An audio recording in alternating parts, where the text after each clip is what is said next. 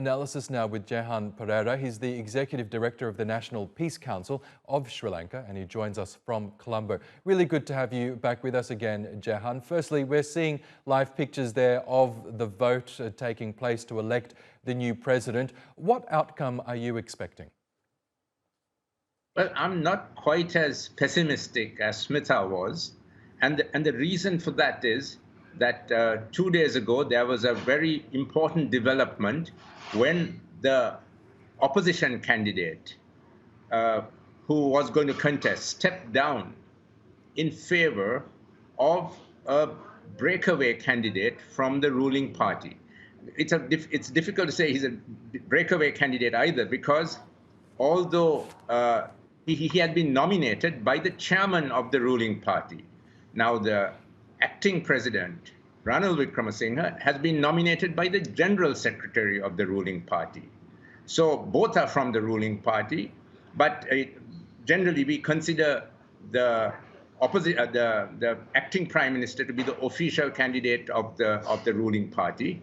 But now, because the opposition leader has offered his full support to the breakaway candidate, we see a consensus within the opposition, and not only the main opposition party, but also the ethnic minority parties, the bigger ethnic minority parties, the Tamil and Muslim parties, have given their support to the breakaway candidate.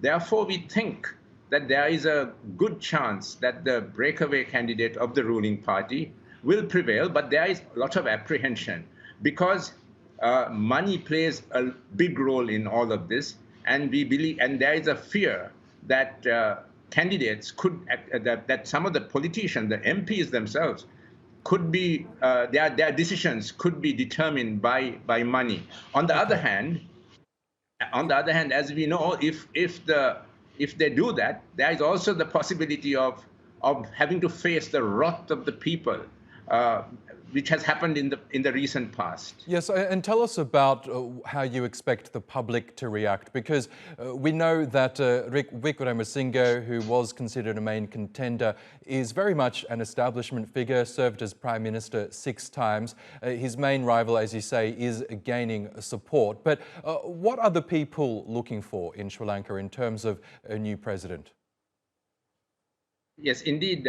Prime Minister, acting President Wickremesinghe, is now 6 times Prime Minister, is a person who is widely considered to be very experienced, good negotiator, understanding the international system, and therefore someone suitable to take the country at this time when it's in deep crisis. And there are many people who support him.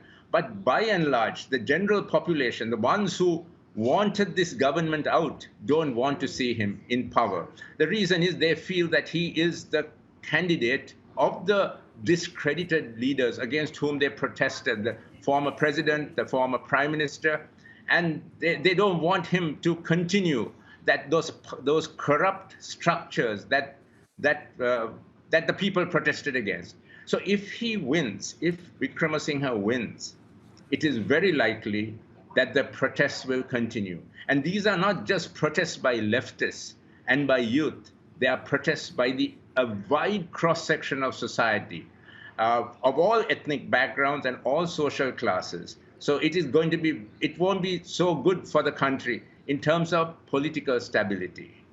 Okay, Jehan Perera, always appreciate your analysis. Thank you for that. And of course, we will be keeping a very close eye on the result of that ballot.